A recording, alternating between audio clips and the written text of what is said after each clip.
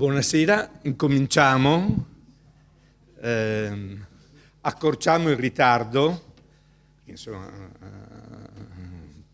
perché è giusto che sia così, la puntualità è sempre una gran bella cosa, ma c'è anche un'esigenza che la provvisoressa Ripamonti deve rientrare a Trieste assolutamente stasera e quindi ha un treno alle 11 qualcosa, quindi alle 10:30 deve assolutamente rientrare.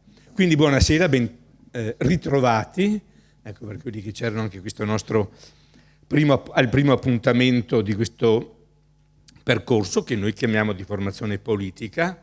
Voglio ribadire il concetto che perché lo scriviamo corso di formazione politica, non una scuola di partito, magari i partiti facessero le scuole di un tempo che saremmo forse messi un po' meglio, ma politica nel senso che puntiamo a fare in modo che ci siano cittadini che vivono consapevolmente la città, nei servizi, nelle loro relazioni, e quindi ecco, sapere che siamo titolari di un servizio come quello della salute, ma sapere anche che questa titolarità di questo servizio è regolamentato da leggi, ha principi che lo sorreggono, beh, insomma, questo è una cosa importante che che merita, ecco, un approfondimento. Bene, la volta scorsa abbiamo visto il diritto alla salute nel suo percorso, ecco, siamo partiti dalla Costituzione fino alle ultime leggi che hanno reso attuabile il diritto alla salute. Quest'anno con la professoressa Ripamonti entriamo nel merito del Servizio Sanitario Nazionale. Il prossimo appuntamento sarà invece, chiamiamo in causa la politica e le competenze tecniche. Il sindaco si è adoperato, ecco, perché questo potessimo avere anche come delle competenze a venirci a parlare.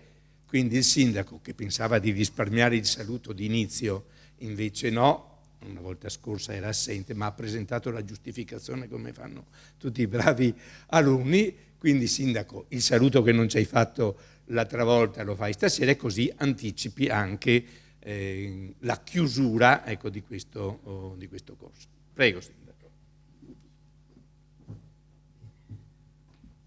Bene, allora, buonasera a tutti. Sì, mi scuso per non essere stato presente la scorsa volta, ma avevo un impegno familiare, però sono stato sostituito dal vice sindaco. Cercherò di essere breve, e sarò breve proprio per facilitare il ritorno a casa della nostra ospite.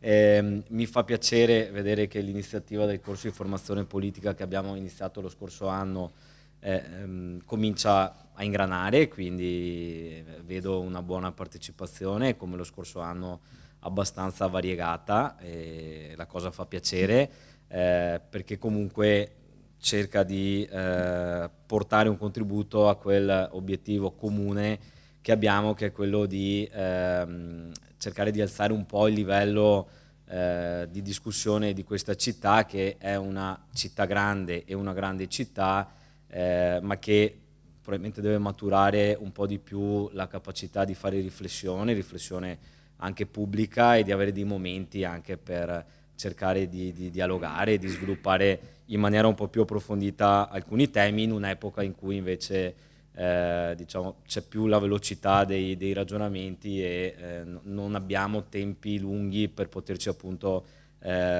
concentrare e approfondire determinate materie. Il tema della salute e della sanità è sicuramente importantissimo, quindi quando Giampaolo e l'Associazione Marcato ce l'hanno proposto come tema, l'abbiamo subito avallato e subito sposato.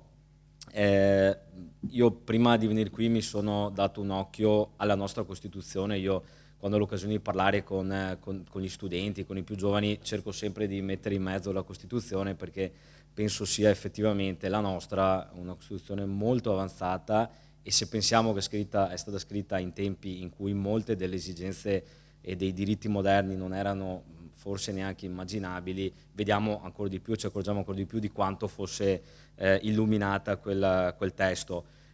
Ho dato un occhio anche ad altre costituzioni di paesi civili e di democrazie occidentali e ho visto che il richiamo al diritto alla salute, scritto anche in maniera molto importante, ce l'abbiamo sostanzialmente solo noi e questo fa della nostra Costituzione e del nostro sistema un sistema avanzato e che era già avanzato al tempo. Diritto alla salute individuale e collettivo, e questo forse ci richiama a quello che abbiamo visto 5 anni fa con il Covid, in cui il richiamo che non tutti hanno colto era la responsabilità dei nostri comportamenti individuali rispetto alla collettività, ecco, ma non voglio andare oltre. Sicuramente il tema di questa sera, ovvero dei 21 sistemi sanitari, è attuale, perché è attuale anche il tema dell'autonomia differenziata, quindi delle autonomie delle regioni, e quindi assolutamente attualissimo, quindi io ringrazio e penso sia veramente un tema da esplorare in un sistema che sta cambiando. Non è precisamente attuale rispetto al tema sanità e salute, però è collegato in questi mesi e nel prossimo anno. I nostri territori in Veneto saranno interessati da una rivoluzione sul tema sociale, che spesso ha un'attinenza con i servizi sanitari, che è l'introduzione delle ATS. Lo Stato e la Regione Veneto hanno spinto e obbligato i territori, che nel nostro caso coincidono con il territorio dell'ASL, a mettere assieme i servizi sociali, quindi non più a gestirli come singoli comuni, ma gestirli come ambito, come azienda speciale, quindi con una vocazione a cercare di fare economie di scala e di migliorare i servizi. Quindi è un'altra sfida importantissima che sta passando sotto traccia, che però sta tenendo molto occupate le menti degli amministratori e anche dei tecnici. Guardo la ex dirigente Giulia Scarangella, che sicuramente sa bene di cosa sto parlando. Ecco. In chiusura anticipo, perché me l'ha permesso Giampaolo, ci ritroviamo per la terza serata del corso di formazione politica il 21 febbraio. Quella è la serata della tavola rotonda con tecnici, come si diceva, e quindi abbiamo la disponibilità del direttore generale dell'ASL, Mauro Filippi, che sarà presente quindi per dare il suo contributo tecnico, e poi abbiamo la parte più propriamente politica, con la presenza già confermata di 2 consiglieri regionali, quindi Francesca Zottis per il PD e Luca Spavanetto per Fratelli d'Italia. È già stato esteso l'invito all'assessore Lanzarin, non è ancora confermato, speriamo possa essere dei nostri, perché sicuramente è un intervento qualificato. Chiudo, grazie mille, buona serata e buon lavoro. Grazie.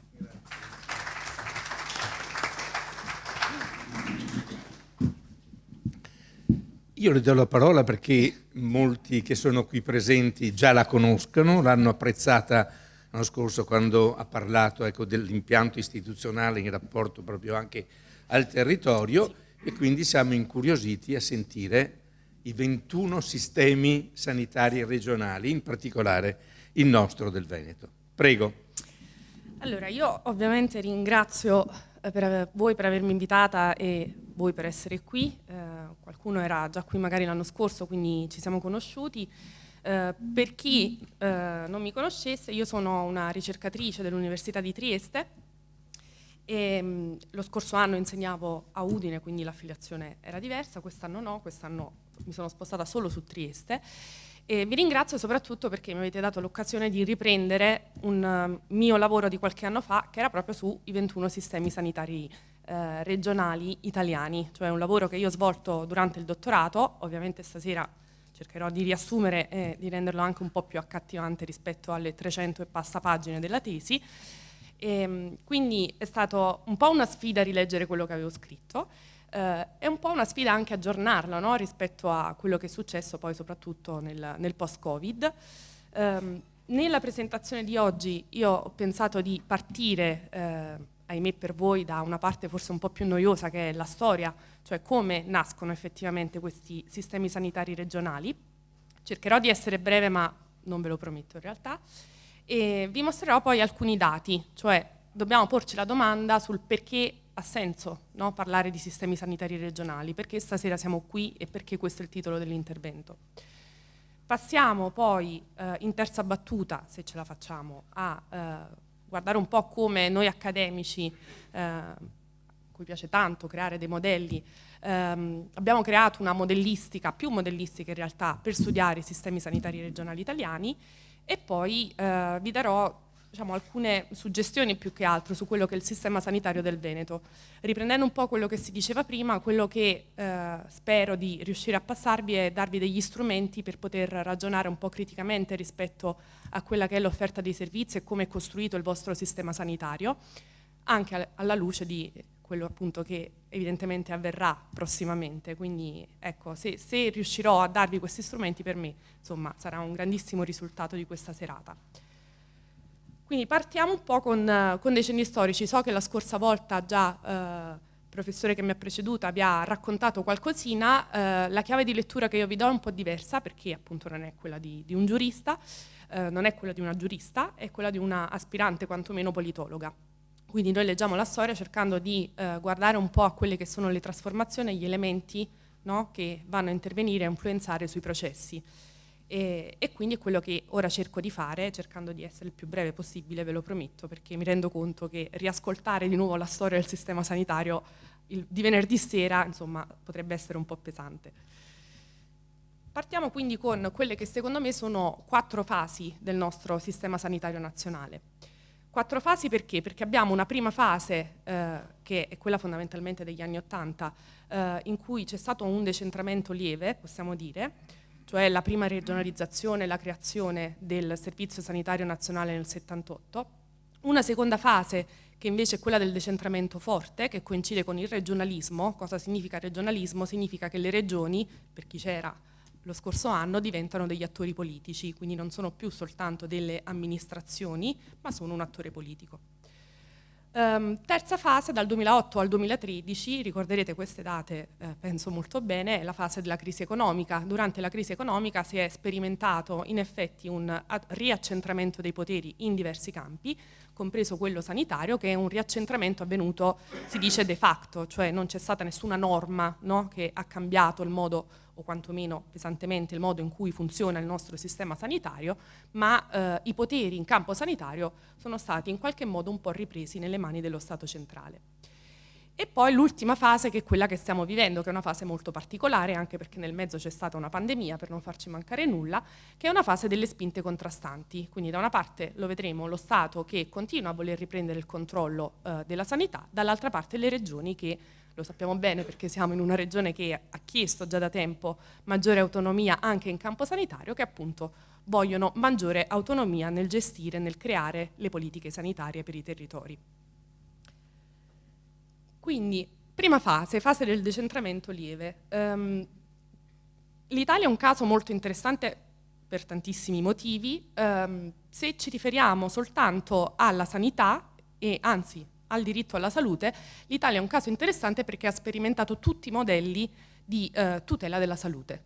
Cioè l'Italia ha avuto un modello basato sulle assicurazioni volontarie, poi è passato un modello basato sulla previdenza sociale, le casse mutue, e poi nel '78 invece un modello basato sull'universalismo, quindi l'idea che non esistano dei condizionamenti personali per poter godere del diritto alla salute. Tra l'altro, apro una parentesi un po' anche per rompere il ghiaccio, quando io ho iniziato a studiare questo tema, come vi dicevo un po' di anni fa, io sono del 93, e mia madre non è qui, quindi posso dire la sua età, lei è del 58, e quindi le ho chiesto lei come ha vissuto, no, questo passaggio dal modello casse mutue al Servizio Sanitario Nazionale nel '78, che a me sembrava ovviamente una rivoluzione incredibile leggendola, no, sui testi, e lei mi ha detto che non si è accorta di nulla. Anzi, mi ha proprio risposto: ma perché prima com'era? In effetti questa cosa ovviamente mi ha un po' spiazzata, perché ho pensato che mia madre avesse una coscienza politica pari a 0 in quel momento. Poi però, riflettendoci, effettivamente il modello delle casse mutue negli ultimi anni, quindi vicino poi al '78, era diventato di fatto un modello che copriva quasi tutta la popolazione italiana. Quindi ci sta, ecco, possiamo dire che un cittadino non si sia accorto di questo passaggio. In realtà è stata una rivoluzione, perché appunto si è passati da un modello in cui le caratteristiche degli individui basate sullo status occupazionale facevano sì che l'individuo fosse protetto in un determinato modo contro i rischi legati alla salute, a invece un modello per cui non c'è, come dicevamo, nessun condizionamento, nessun elemento di condizionalità e tutti hanno diritto a rivolgersi appunto al sistema sanitario italiano nazionale. Questo quando accade? Accade nel 78. Non abbiamo ovviamente tempo per addentrarci troppo diciamo nella storia di quegli anni, però ci basta sapere che nel 70 nascono di fatto le regioni ordinarie, perché ci sono le prime elezioni regionali, e gli anni 70, lo ricorderete sicuramente, erano degli anni molto turbolenti, cioè c'erano parecchie manifestazioni di piazza, pensate ai movimenti femministi, oppure le manifestazioni contro gli ospedali psichiatrici, quindi sicuramente anche quei movimenti hanno giocato un ruolo, ecco, poi nel dibattito su cosa fosse il diritto alla salute. Tutte queste cose poi confluiscono nella legge nel 78. Quando nasce il sistema sanitario nazionale, il modello, diciamo, che si sceglie è un modello di governance, si dice, a cascata e anche di finanziamento.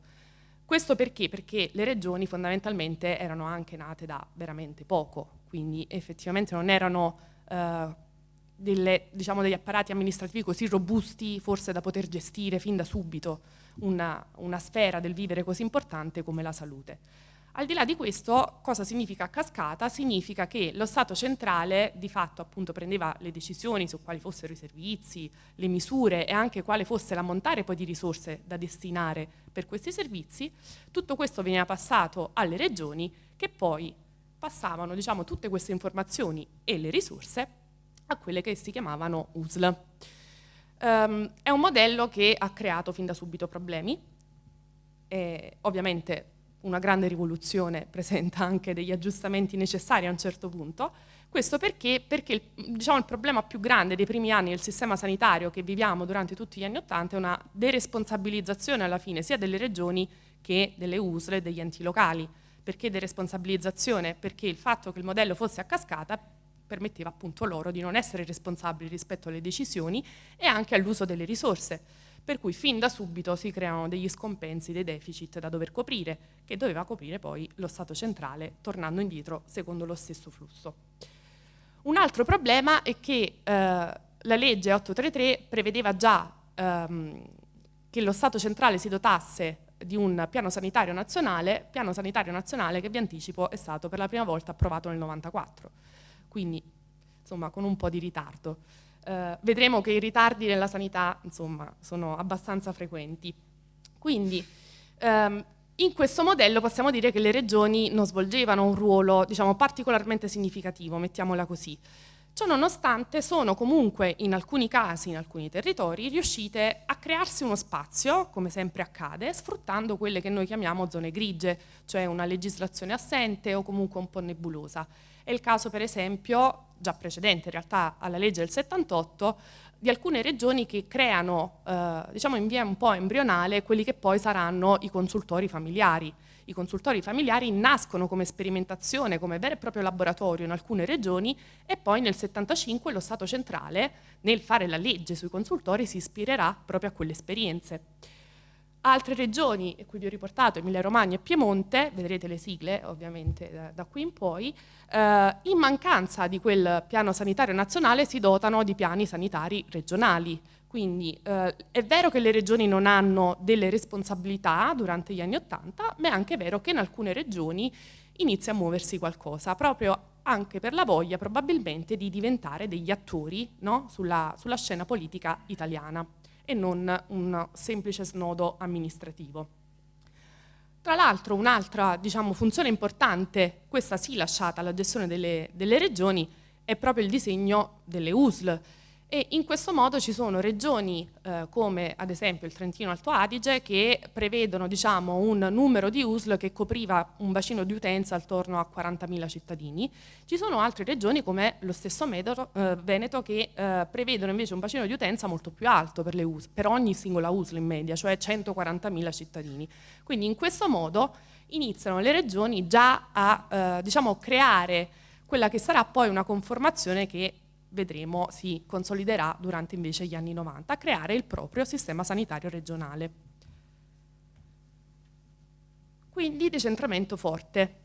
Decentramento forte che inizia negli anni 90 con tutta una serie di riforme di cui appunto non ci interessa in questo momento andare a vedere il contenuto nello specifico, però queste riforme perché? Perché per risolvere i problemi un po' che erano emersi ovviamente durante gli anni 80, come vi dicevo, degli aggiustamenti necessari, un po' perché nel 92 c'è stata Tangentopoli, quindi rivoluzione del sistema dei partiti, vengono introdotti i criteri di Maastricht e quindi rivoluzione anche per quanto riguarda la contabilità e i finanziamenti. Insomma, ci sono una serie di trasformazioni che rendono necessario andare a toccare un sistema come il nostro, che è universalistico. Soprattutto tutte queste riforme nel loro insieme introducono degli elementi di novità che noi ci portiamo dietro ancora oggi, in effetti, che sono l'aziendalizzazione, la regionalizzazione e la privatizzazione. Aziendalizzazione che significa, lo vedremo meglio a breve, che le USL e anche alcuni enti ospedalieri diventano delle aziende pubbliche. Regionalizzazione significa che molte competenze che erano dello Stato centrale vengono decentrate sulle regioni e molte competenze che erano degli enti locali vengono accentrate in mano alle regioni. Privatizzazione significa che vengono inseriti, diciamo, alcuni strumenti, alcune innovazioni che vanno a regolare anche la presenza del privato nell'offerta di servizi sanitari. Ovviamente non tutte, anzi la gran parte di quegli strumenti, di quelle innovazioni inserite negli anni '80 oggi non esistono più, però insomma questa è una parte importante perché va a intervenire su quello che è uno degli articoli della legge 833 che comunque prevede che il Servizio Sanitario Nazionale sia per la gran parte pubblico. Quindi dagli anni 90 in poi assistiamo, no, a quello che non è la gran parte, cioè il privato che entra anche nel Servizio Sanitario Nazionale e cerca, potremmo dire anche di dare un aiuto in un certo senso. Perché voglio fare un focus sull'aziendalizzazione? Perché appunto ancora oggi noi abbiamo delle ASL, qui si chiamano in modo diverso, delle aziende ospedaliere, quindi è importante capire perché è importante capire che l'aziendalizzazione ha giocato un ruolo fondamentale durante gli anni 90. Cosa significa aziende pubbliche? Significa che queste aziende sono dotate di un'autonomia giuridica, organizzativa, amministrativa, contabile e quindi combinano il fatto che hanno un finanziamento e una proprietà pubblica col fatto che però sono, diciamo, autonome imprenditorialmente. La riforma degli anni 90 è ispirata a quello che era stato fatto in pratica in Gran Bretagna da Thatcher più o meno negli stessi anni, cioè si prevede la possibilità che le ASL, le aziende, possano non soltanto produrre servizi ma anche acquistarli. Questa, diciamo, funzione si chiama scorporo. L'obiettivo ideale era il raggiungimento in quegli anni del quasi mercato come nel Regno Unito, che è un obiettivo a cui si avvicina molto la Lombardia, ma solo la Lombardia come regione. Comunque quello che accade è che le ASL possono decidere di mantenere la produzione di prestazioni al loro interno oppure di acquistarle queste prestazioni. Conseguenze, diciamo, dell'aziendalizzazione, ma anche poi della regionalizzazione e della privatizzazione che abbiamo visto nella slide precedente, è che il focus un po' inizia a spostarsi, cioè si dà molta più importanza rispetto anche al passato all'idea dell'efficienza e quindi all'efficientamento del sistema sanitario. Quindi la creazione di un servizio che in un certo qual modo riflettesse le logiche del mercato. Questo perché vi dicevo comunque le riforme, i cambiamenti non cascano così nel nulla, perché in quegli anni una delle teorie prevalenti non soltanto in Italia ma potremmo dire nelle democrazie avanzate era quella appunto del New Public Management, cioè l'idea che anche il settore pubblico dovesse essere gestito e funzionare secondo quelle che sono le logiche tipiche del settore privato. Non soltanto la sanità, per quanto ci riguarda, viene diciamo in qualche modo riformata secondo queste idee, ma pensate anche al sistema dell'istruzione, soprattutto alle università. Una delle conseguenze però anche del fatto che appunto viene lasciato molto spazio alle regioni su come gestire l'aziendalizzazione e la privatizzazione è che l'aziendalizzazione poi ha una diversa attuazione lungo tutta la penisola. Sulla base di cosa? Sulla base del colore politico, perché ovviamente i diversi schieramenti hanno un'idea diversa di come organizzare i servizi e un'idea diversa anche di che cos'è spesso il diritto alla salute, e sulla base anche delle caratteristiche socio-economiche dei territori, ma non soltanto socio-economiche, pensate anche alle caratteristiche semplicemente morfologiche di un territorio, per cui può aver senso accentrare e creare un numero molto ristretto di ASL, oppure creare molte più ASL, perché il territorio è molto variegato e molto diverso.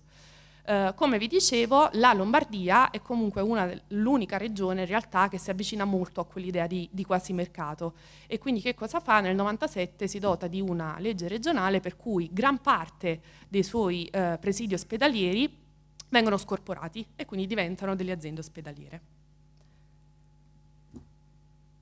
Altre innovazioni importantissime di questo periodo, diciamo che questa è un po' la fase più calda per quanto ci riguarda, è che viene finalmente approvato, come vi dicevo, il primo piano sanitario nazionale, che è quello del 94-96, e nascono i livelli essenziali di assistenza, sui quali credo che abbiate già avuto molte informazioni diciamo nella scorsa lezione. I livelli essenziali di assistenza, non mi dilungo, però l'idea è proprio quella di combattere la differenziazione, cioè l'idea di garantire un'uniformità del servizio lungo la penisola, pur lasciando l'autonomia alle regioni poi di gestire i propri sistemi. Il gap nord-sud però aumenta, mi riferirò a gap nord-sud per la maggior parte delle volte, ma in realtà le differenze sono anche tra le regioni stesso del nord e anche molto vicine. Perché aumenta? Perché ormai le regioni avevano già accumulato deficit, quindi le risorse economiche comunque giocano un ruolo, e poi perché ci saranno fin da subito delle regioni che si potranno permettere di andare oltre questi livelli essenziali di assistenza, quindi offrire dei servizi extra LEA, e delle regioni che invece non riusciranno neanche a offrire quel livello essenziale di assistenza. Altre innovazioni importanti, oltre all'aziendalizzazione c'è la creazione dei distretti sanitari e dei percorsi sociosanitari. Qui ci leghiamo un po' al discorso appunto dell'introduzione. L'idea è quella di voler facilitare l'assistenza primaria territoriale e combattere un'idea di salute troppo ospedalocentrica, cioè l'idea per cui la malattia è innanzitutto una malattia legata al corpo, perché diciamo, questa era l'idea prevalente anche pre-78, e un'idea per cui per ricevere delle cure io devo per forza affrontare un ricovero e recarmi in una struttura di tipo ospedaliero. Per poter evitare appunto che i sistemi sanitari regionali diventassero troppo ospedalocentrici, si è iniziato a battere fin da subito sull'idea che fosse importante invece offrire un'assistenza di tipo territoriale, che è alternativa e che si avvicina molto di più alle esigenze dei cittadini e cerca di intervenire in una fase precedente rispetto all'ospedalizzazione, se vogliamo. Tra le altre innovazioni poi ovviamente nel momento in cui viene introdotta la privatizzazione si rende necessario anche un sistema per poter autorizzare la presenza del privato e quindi il cosiddetto sistema delle 3A. Il succo diciamo, di questa fase che investe il sistema sanitario dagli anni 90 fino praticamente alla crisi economica è che nascono i nostri 21 servizi sanitari regionali. Vi riporto qui una citazione di Taroni, che è un autore che troverete molto nelle slide perché è un professore ordinario a Bologna che si occupa di servizio sanitario nazionale, anzi nel caso vogliate approfondire ecco, la materia vi consiglio di andare a cercare quello che ha scritto lui. Taroni dice questi servizi sanitari regionali emergono a tratti spontaneamente all'impronta, senza un preciso disegno esplicitato a priori, attraverso un processo incrementale, come effetto di una lunga serie di norme non sempre coerenti fra loro, in base a scelte contingenti dettate da inclinazioni ideologiche, stato del dibattito politico e capacità amministrative disponibili. Questa forse è un po' la pecca che ci portiamo ancora dietro e su cui dovremmo riflettere tanto, del non diciamo, aver creato un disegno a priori no, dell'idea che poi potessero nascere questi servizi sanitari regionali, non prevedere che potessero nascere dei diversi servizi sanitari regionali. E quindi quello che è successo è che i servizi sono emersi appunto spontaneamente, cioè anche tramite delle piccole decisioni prese dalle regioni che però creano ovviamente delle differenze di servizio enormi anche tra regioni molto vicine tra loro. La seconda fase si chiude, come vi dicevo anche l'anno scorso, con la consacrazione del percorso regionale, cioè la riforma del titolo quinto del 2001, in particolare nell'articolo 117, lo riprendiamo perché appunto sempre utile, viene un po' sovvertito quello che è l'impianto della spartizione di competenze tra Stato centrale e regioni, e nell'attuale articolo 117 cosa si dice? Che la competenza esclusiva dello Stato centrale è quella di determinare il contenuto dei livelli essenziali di assistenza e le norme generali. Quindi in qualche modo il compito dello Stato centrale è garantire l'uniformità, ok? Uno zoccolo duro, uniforme, di che cosa significa diritto alla salute. Competenza concorrente Stato-Regioni invece è la tutela della salute, e quindi da qua ne deriva che la competenza delle regioni è organizzare i servizi sanitari. Questo perché? Perché comunque un certo grado di autonomia è necessario. Ricordiamoci che così come l'uguaglianza formale e sostanziale è parte cardine della nostra Costituzione all'articolo 3 ed uno dei principi fondamentali, anche l'autonomia è un principio fondamentale all'articolo 5. Quindi la sfida che noi osserviamo soprattutto nel sistema sanitario è quella di cercare il continuo bilanciamento tra questi due principi, cioè tra l'uguaglianza lungo tutta la penisola, quindi i cittadini che devono godere dello stesso diritto, dall'altra parte l'autonomia, cioè le regioni in questo caso, ma anche gli enti locali, che devono sfruttare dei poteri appunto autonomi nell'offrire servizi che rispondano a quel diritto. Arriviamo quindi alla fase del riaccentramento, che sostanzialmente coincide appunto con la crisi economica. In realtà un piccolo passo verso il riaccentramento era già stato fatto con l'introduzione dei piani di rientro nel 2004. I piani di rientro in sostanza introducono quello che si può definire regionalismo a doppio binario, cioè ci sono delle regioni che restano assoggettate alle regole normali, potremmo dire, di funzionamento del finanziamento e anche della gestione e organizzazione dei servizi sanitari, e sono le regioni che spesso voi anche nella cronaca chiamate come le regioni virtuose, e ci sono delle regioni invece che, poiché non riescono a rispettare determinati criteri, vengono assoggettate a piani di rientro e quindi a delle regole, potremmo dire, molto più rigide, molto più ferree nell'organizzazione del loro sistema sanitario. Cosa sono i piani di rientro? Sono sostanzialmente degli accordi che vengono stipulati tra lo Stato centrale e le regioni. Quali regioni? Quelle che o non raggiungono il pareggio di bilancio e non riescono a garantire appunto i livelli essenziali di assistenza. Quindi le regioni tramite questi accordi si impegnano con lo Stato centrale, in particolare con il Ministero della Salute e il Ministero dell'Economia, di raggiungere nuovamente il pareggio di bilancio nel giro di 3 anni e di porre in essere tutta una serie di azioni per poter correggere appunto gli squilibri che hanno portato poi ai problemi di natura economico-finanziaria. Come si fa a raggiungere nel giro di 3 anni di nuovo il pareggio di bilancio? E ovviamente soltanto una volta è successo, da quando i piani di rientro sono stati adottati per la prima volta. Di base come si raggiunge con un aumento della pressione fiscale all'interno delle regioni e un aumento della compartecipazione alla spesa, quindi pensate ai ticket sanitari. Le azioni invece che devono essere porre in essere un gioco di parole un po' degogolato, sono le cosiddette riforme strutturali e gli interventi amministrativi, quindi cercare di andare a correggere appunto quelli che sono i problemi che poi hanno portato magari anche la regione a non rispettare il pareggio di bilancio. Nel caso di inadempienza, quindi se la regione non riesce a correggere appunto questi squilibri, cosa succede? Può essere nominato un commissario ad hoc per l'attuazione del piano. Vi ricorderete probabilmente dalla cronaca anche tutti i problemi legati durante la pandemia alla ricerca di un commissario per la Calabria, che non si riusciva a trovare nessuno che volesse appunto assumere l'incarico, perché ovviamente è un incarico di responsabilità anche non indifferente, è molto difficile, anche perché l'orizzonte temporale è molto breve, capirete bene. Qual è la critica che si fa ai piani di rientro che ritroviamo poi anche in quello che è successo durante la crisi economica? Che i piani di rientro si sono concentrati poi in realtà molto spesso solo sugli obiettivi finanziari, quindi sul tornare al pareggio di bilancio, e sono state un po' messe da parte invece le riforme e le politiche che riguardano l'organizzazione dei sistemi sanitari regionali e quindi anche il contrasto alle diseguaglianze. Soprattutto i piani di rientro effettivamente cosa fanno? Vanno, diciamo, a intaccare le risorse in un momento in cui però la Regione è in difficoltà nel dover garantire i livelli essenziali di assistenza. Quindi questo ovviamente crea un paradosso, perché se io non riesco a garantire un livello, chiamiamolo minimo, ma minimo è ovviamente improprio, di servizio e mi vengono tolte le risorse, come faccio a riraggiungere quello standard? È ovvio che per raggiungere il pareggio bisogna tagliare qualcosa e correggere qualcosa, è ovvio che per poter garantire i livelli essenziali di assistenza le risorse sono fondamentali. Quindi questo ovviamente crea un paradosso non indifferente.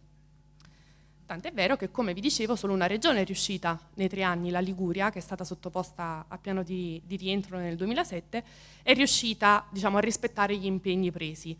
Tutte le altre regioni non ci sono riuscite nell'arco di 3 anni e anzi la maggior parte delle regioni, con l'esclusione della Sardegna, sono state anche commissariate.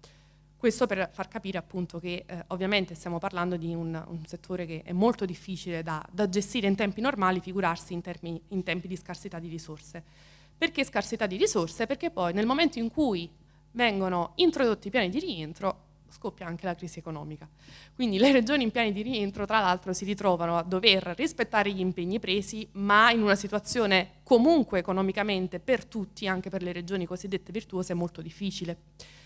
Molto difficile perché il settore sanitario, durante la crisi economica finanziaria del 2008, è uno dei settori che vengono più colpiti dai tagli. Le cosiddette politiche di retrenchment, cioè cercare appunto di tagliare, di ridurre la spesa. Perché proprio la sanità?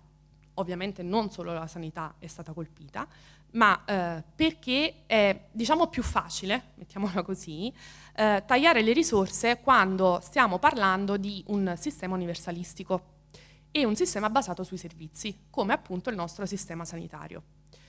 Che cosa significa? Che se il sistema è universalistico tutti godono di questo diritto, ma anche tutti partecipano alla spesa, quindi il taglio oppure l'aumento del gettito fiscale, l'aumento, diciamo, delle tasse per poter finanziare la sanità, per ognuno di noi è piccolo, se ci pensate, perché tanto tutti partecipiamo alla spesa, quindi è più facile chiedere più risorse, okay, in questi termini. Dall'altra parte è un sistema che si basa sui servizi. Se io ricevo un assegno familiare una volta al mese di 1.000 euro, se si decide di tagliarla a 800 euro io me ne accorgo. Se invece si parla di servizi è un po' difficile che io nella mia quotidianità mi accorga, no? Che sono state tagliate delle risorse nel sistema, per cui alcuni servizi poi funzioneranno peggio o verranno completamente eliminati. Quindi questo è uno dei motivi per cui la sanità in particolare si è prestata, ecco, al taglio delle risorse, a cercare di recuperare risorse, attraverso ovviamente tutta una serie di decisioni e di misure che sono intervenute in quegli anni, che vanno dal blocco delle assunzioni all'aumento appunto del ticket sanitario, eccetera. Quello che interessa a noi, perché il nostro focus sono sempre le regioni, è che come reagiscono le regioni ovviamente in questo periodo? Male, lo ricorderete forse dai quotidiani di quel periodo, perché la sanità è una grossa responsabilità per le regioni che destinano gran parte del loro budget appunto al finanziamento del settore sanitario, e quindi se le risorse vengono tagliate a monte e non è loro responsabilità in un certo qual modo, poi sono però loro a doverci mettere la faccia davanti al cittadino, e soprattutto perché le regioni vengono di fatto escluse da tutte queste decisioni. Cioè nel momento in cui bisogna prendere le decisioni sulle politiche di retrenchment, le politiche di austerity, come le volete chiamare, le regioni non partecipano al tavolo, perché è un tavolo che si compone soprattutto di attori diciamo del livello nazionale, quindi governo centrale, e attori europei. Quindi le regioni che hanno un forte interesse in materia sanitaria in realtà non entrano proprio nel processo decisionale, dovranno subire tutte queste decisioni. In questi anni assistiamo anche un po' a un cambiamento rispetto al modo in cui si parla di sistema sanitario. Non si parla più quasi di un diritto universale, ma si parla di un diritto che è destinato a chi ne ha necessità. Che cosa significa? Significa che, di nuovo, ripensate ai TG e ai quotidiani di quel periodo, quando si parlava di tagli si parlava di un sistema dissoluto e di sprechi. Okay? E soprattutto quando si parla di sanità si parla di uno Stato che sì, ok, è un sistema, il sistema sanitario nazionale, io però garantisco quelli che sono i servizi minimi. A tutto il resto possono anche pensare i cittadini. L'idea di essenzialità, dei livelli essenziali di assistenza, non è quello di servizio minimo, ma è di un servizio che dia dignità alla persona. Quindi cambia il modo in cui viene concepito, no, il livello essenziale di assistenza e di come viene raccontato il livello essenziale di assistenza. Proprio in questi anni, anche come reazione ai tagli, ovviamente assistiamo a un aumento della spesa privata dei cittadini per le spese mediche e anche alla diffusione delle assicurazioni volontarie, che in Italia restano molto marginali se guardiamo a diciamo come è composto il nostro sistema. In altri paesi sono molto più sviluppate, però è vero che in questo periodo aumenta molto il numero di assicurazioni volontarie rispetto al passato. Di nuovo vi ho portato un'altra citazione, anche un po' per spezzare il mio parlare. Il definanziamento del Servizio Sanitario Nazionale, unito all'aumento della compartecipazione ai costi, quindi al fatto appunto che siano i cittadini, gli individui a dover sostenere il costo di una prestazione, produce importanti distorsioni del sistema, dato che, dice Taroni, non riduce la domanda, perché tanto le ricette le stila il medico e non il paziente, è regressivo, perché colpisce il più povero di più il più povero del ricco, è dannoso per la salute perché scoraggia il ricorso a cure tempestive, è negativo per la stessa finanza pubblica perché la mancata cura genera cure più tardive e più costose, è insensato sul piano gestionale perché comporta costi di esazione quasi pari al gettito. E arriviamo quasi all'oggi, potremmo dire, cioè alla fase delle spinte contrastanti. Se noi assumiamo il 2014 come l'anno in cui la crisi economica è finita, ovviamente non c'è un anno, ci saranno degli strascichi che noi ci portiamo dietro, però facciamo finta che dal 2014 in poi non siamo più in crisi economica. Che cosa succede? Succede che, appunto, come vi dicevo all'inizio, lo Stato centrale vuole comunque mantenere quel controllo un po' riacquistato sul settore sanitario tramite il controllo della spesa, cioè nel momento in cui io controllo la spesa sto effettivamente, indirettamente, ma sto effettivamente controllando anche l'offerta dei servizi. Dall'altra parte, le regioni vogliono riprendersi quel controllo che hanno perso durante la crisi economica e anzi molto spesso andare anche oltre. E quindi nel 2017 le richieste di autonomia differenziata di Veneto, Lombardia e Emilia-Romagna dedicano dei punti ovviamente anche alla politica sanitaria. Nel mentre abbiamo avuto una pandemia che cosa ha fatto? Tra le tante cose ha sicuramente messo in luce il fatto che viviamo in un paese composto da diversi sistemi sanitari regionali e che questi sistemi sanitari regionali sono anche molto diversi tra loro. Io non sono di qui, non so se si sente, quando è scoppiata la pandemia non ero ancora a Trieste, ero giù, però appunto ricordo ovviamente tutto il periodo e anche i primi mesi. E voi siete in una delle regioni che fin da subito è stata colpita tantissimo e ha dovuto reagire prontamente appunto al contrasto al virus. Stessa cosa è accaduto in Lombardia e stessa cosa è accaduto in Emilia-Romagna. Le tre regioni, no, che tra l'altro erano le tre regioni che avevano chiesto autonomia differenziata e che sono le tre regioni che vengono colpite duramente per prime dal contagio Covid. Le tre regioni mettono in campo degli strumenti e delle misure che sono diversi tra loro. Questo perché? Perché i loro sistemi sanitari sono differenti. Ad esempio, prendiamo diciamo, un esempio virtuoso e non prendiamo un esempio brutto. L'esempio virtuoso, il Veneto, uno degli strumenti che mette in campo fin da subito è, che cerca di mettere in campo fin da subito quantomeno, è fare uno screening della popolazione che copra diciamo, il più possibile le zone di contagio. In realtà la sottoposizione ai test che ricorderete per appunto rintracciare il virus, il contact tracing si chiamava in quel periodo, secondo quelle che erano le linee guida nazionali e secondo quelle anzi che erano le linee guida internazionali, non prevedeva uno screening di massa. Però il Veneto, che ha un sistema, e lo vedremo tra un po', molto diciamo, basato su la distribuzione anche capillare dei servizi sanitari e la territorialità, aveva gli strumenti per poter fare screening di massa. Anche come una sorta, nasce un po' anche come una sorta di esperimento delle università venete, quello di fare lo screening di massa. E questa si rivela un'intuizione giusta, tant'è vero che poi dopo l'esempio del Veneto, il suggerimento, ecco, di fare contact tracing seguendo, diciamo, la linea di contatto ma cercando di estenderla il più possibile, verrà seguita dalla stessa OMS. Quindi questo è sicuramente un esempio virtuoso. È un'idea, ecco, del Veneto che si basa però sul fatto che il Veneto è dotato di un sistema sanitario regionale che ha certe caratteristiche che ad esempio non si trovano in Lombardia, che è una regione comunque vicina, è una regione, se volete, che politicamente ha una storia molto simile, no? Al Veneto, quindi è strano che non abbiano dei sistemi sanitari regionali simili, eppure è così, ha un sistema sanitario che è completamente diverso rispetto a quello del Veneto. Scusate, ho saltato qualcosina, quindi dicevamo la pandemia mette in luce il fatto che i sistemi sanitari sono molto diversi tra loro e appunto che la territorialità dei servizi e la prevenzione sono degli ambiti del diritto alla salute o comunque dell'organizzazione dei servizi sanitari molto importanti e sono degli ambiti che comunque prima della pandemia, possiamo dirlo, sono stati anche abbastanza trascurati, soprattutto la prevenzione.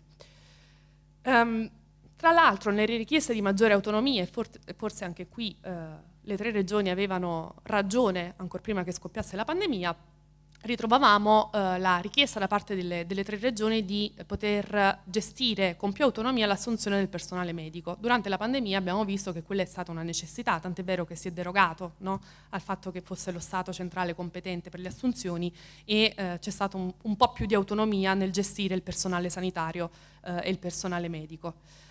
Quindi questo per dire cosa? Per dire che comunque un certo livello di autonomia è sicuramente importante perché i territori hanno delle esigenze che lo Stato centrale a volte non riesce proprio a leggere perché è troppo lontano. E arriviamo al perché discutere di sanità regionale. Innanzitutto perché sulla carta noi siamo in un servizio sanitario che è nazionale, però di fatto i servizi sanitari sono molto differenti. Mi ero dimenticata di dire perché 21 servizi sanitari regionali, perché lo vedrete con i dati, in genere le 2 province autonome vengono trattate separatamente, per questo 21 e non 20. Vi mostro quindi alcuni dati sul perché, che ci fanno chiedere appunto perché ha senso parlare di sanità regionale e non nazionale. Innanzitutto che cosa dovrebbe identificare il nostro sistema sanitario nazionale, cioè quali sono i principi su cui si basa, forse anche questa è un po' una ripetizione della scorsa lezione.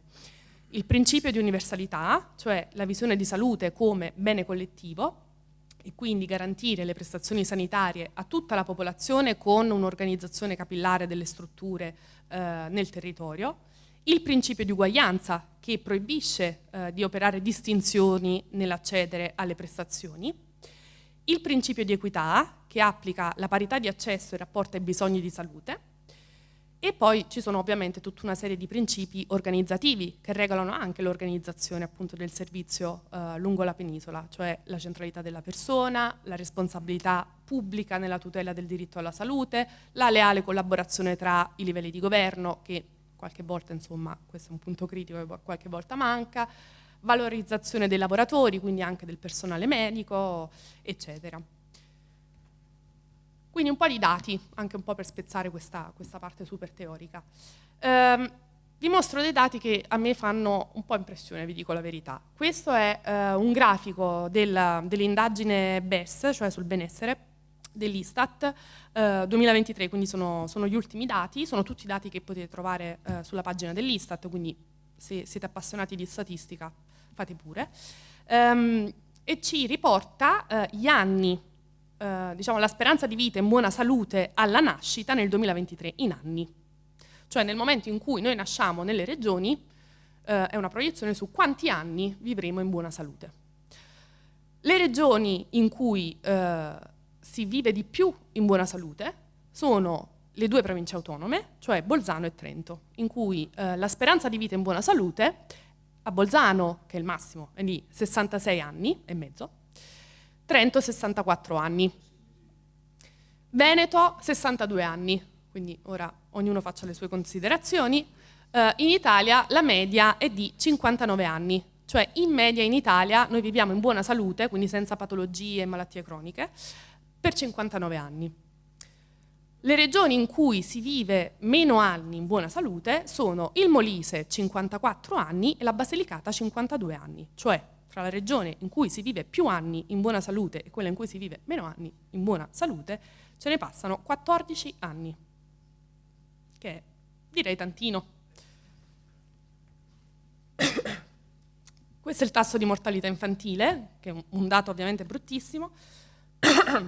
Nel 2021 è un po' più vecchio perché mi sa che non è stata rifatta la rilevazione. È pari a 0 questo tasso in Valle d'Aosta, è pari all'1% in Umbria, Veneto 2%, in Italia 2,6%, Molise 3,9%, quindi quasi il 4%, Basilicata 4,2%. Stiamo parlando di mortalità infantile nello stesso paese. Queste sono le persone invece che si dichiarano in buona salute. Quindi è un'indagine un po' diversa rispetto al BES, perché ovviamente si basa anche sulla percezione personale e sul sapere o meno se si ha una malattia cronica, però sono le persone che si dichiarano in buona salute, quindi su 100 persone che hanno delle caratteristiche simili, okay, quante si dicono in buona salute? Di nuovo le due province autonome sono in testa alla classifica, Bolzano 79%, Trento 75%, in Veneto il 72%, quindi comunque il Veneto si posiziona sempre bene, io vi voglio rassicurare su questo, se siete nati e cresciuti qui va tutto bene. In Italia la media è del 68,7%, Molise si scende al 61,7%, Basilicata 60%, cioè su 100 persone ci sono quasi 20 persone, ecco, che, di differenza tra Bolzano e la Basilicata. Di nuovo, la domanda che ci dobbiamo fare è accettabile che questo accada negli stessi confini nazionali? Tra l'altro non siamo, diciamo, uno Stato con una grandezza spropositata. Questo è un dato molto interessante, secondo me, perché è la rinuncia a prestazioni sanitarie, cioè quante persone dichiarano di aver dovuto rinunciare a una cura. Ovviamente i motivi per cui si rinuncia alla cura possono essere tantissimi e qua il dato, il grafico non ne tiene conto, insomma, di questa varietà. Si può rinunciare a una cura perché la struttura non è vicina, si può rinunciare alla cura per problemi economici, no? Quindi mi è troppo difficoltoso accedervi e rinuncio a priori. Quindi diciamo che le motivazioni possono essere davvero tante, però comunque è un dato secondo me molto interessante. In questo caso, diciamo, la regione che si comporta meglio è il Friuli Venezia Giulia, perché appunto soltanto il 5,1% delle persone dichiarano di aver dovuto rinunciare a delle cure, seguita da Bolzano. Il Veneto il 7,4%, di nuovo è comunque un buon dato, Lazio 10,5%, Sardegna 13,7%. Cioè c'è una differenza tra le regioni virtuose, passatemi il termine, e le regioni che invece in questo caso non lo sono, che è grandissima, perché stiamo parlando di salute, molto spesso appunto di vite umane. Quindi, un po' per chiudere questa parte pessimistica, con l'istituzione del Servizio Sanitario Nazionale il diritto alla salute prende sostanza come diritto fondamentale dell'individuo. Quindi l'individuo, semplicemente in quanto tale, ha diritto a che la sua salute sia tutelata attraverso l'accesso ai servizi sanitari che devono essere offerti in maniera gratuita da parte dello Stato. E questo è quello che avete appunto magari visto la scorsa volta. Cosa aggiungiamo oggi? Aggiungiamo che questo principio inizia un po' a scricchiolare nel momento in cui l'universalità, quindi il fatto che il nostro sia un sistema universalistico, è costretta a passare attraverso le maglie dell'organizzazione statale. Cioè l'organizzazione, il modo in cui io organizzo i servizi, incide sul contenuto del diritto alla salute. Come noi Torre d'Avorio studiamo queste cose? Questa forse è una parte ancora più noiosa di quella iniziale, però per farvi capire che è davvero difficile mettere insieme, diciamo, tutte le informazioni, tutti i dati e anche tutti gli aspetti di una materia complessa come le politiche sanitarie. e quindi molto spesso in realtà, lo vedremo, gli studiosi si focalizzano su qualcosa, su un aspetto, su un microsettore, su un microservizio o mesoservizio piuttosto che un altro, perché ci diventa molto più semplice. È difficile studiare i sistemi nella loro interezza, che però è un esperimento che noi proveremo a fare a fine di questa conversazione. Partiamo dal modo in cui in realtà lo Stato centrale cerca di diciamo classificare, ecco, non creare una modellistica, ma classificare i sistemi sanitari regionali. Lo abbiamo detto, esistono i livelli essenziali di assistenza. I livelli essenziali di assistenza di fatto poi vengono, si dice, operazionalizzati e diventano degli indicatori, quindi viene misurata la performance delle regioni. Quindi i livelli essenziali di assistenza vengono scomposti in 3 aree, che sono la prevenzione, l'assistenza distrettuale e l'assistenza ospedaliera. La prevenzione, ovviamente, immaginerete che cos'è, si tratta di malattie infettive, tutela della salute pubblica, ma anche tutela della salute sui luoghi di lavoro, negli ambienti comuni, anche la nutrizione fa parte della prevenzione. Quindi a tutte, diciamo, queste voci che voi vedete elencate nella slide corrisponderanno poi una serie di indicatori e si va a misurare la regione, una regione o un'altra, come si posizionano su questi indicatori e si dà una sorta di punteggio. L'assistenza distrettuale si compone invece dei servizi sanitari e sociosanitari diffusi sul territorio, l'assistenza sanitaria, farmaceutica, l'assistenza domiciliare integrata, a cui dedicheremo più di qualche parola durante, diciamo, la parte dedicata al Veneto. L'assistenza ospedaliera invece riguarda il pronto soccorso, i ricoveri ordinari per acuti, la lungodegenza, eccetera. Quindi di nuovo tutte queste voci che vedete elencate sono degli indicatori che io qui non vi ho riportato, anche perché sono tanti. Quello che vi ho portato sono i risultati per gli indicatori che sono ritenuti fondamentali tra 2020 e 2022. Trovate tantissime di queste elaborazioni sul sito del Ministero della Salute, ma anche semplicemente cercando online griglia LEA è un anno che vi interessa e in genere è una delle prime voci che vi escono, appunto, è come si sono posizionate le regioni.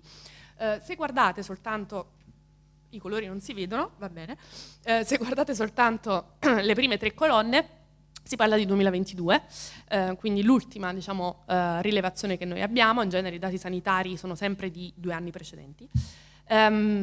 E vedete forse che alcune regioni hanno delle caselline che sono un po' colorate. Quelle caselline un po' colorate sono le cattive performance, cioè sono le regioni che non hanno raggiunto quello che è considerato appunto la garanzia, ecco, minima ed essenziale in quell'ambito dei LEA.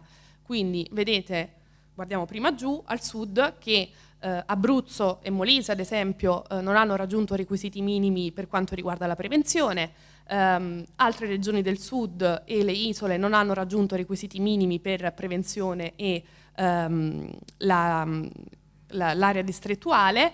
La Valle d'Aosta non raggiunge praticamente i requisiti minimi in nessuna delle 3 aree, mentre tutte le altre regioni, compreso il Veneto, quindi buona notizia di nuovo per voi, si comportano bene e quindi riescono a soddisfare i livelli essenziali di assistenza.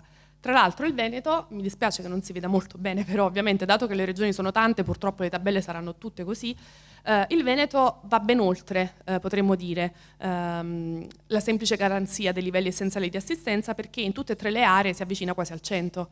Nell'area di prevenzione 94.08, nell'area distrettuale 96.4, nell'area ospedaliera 91.36.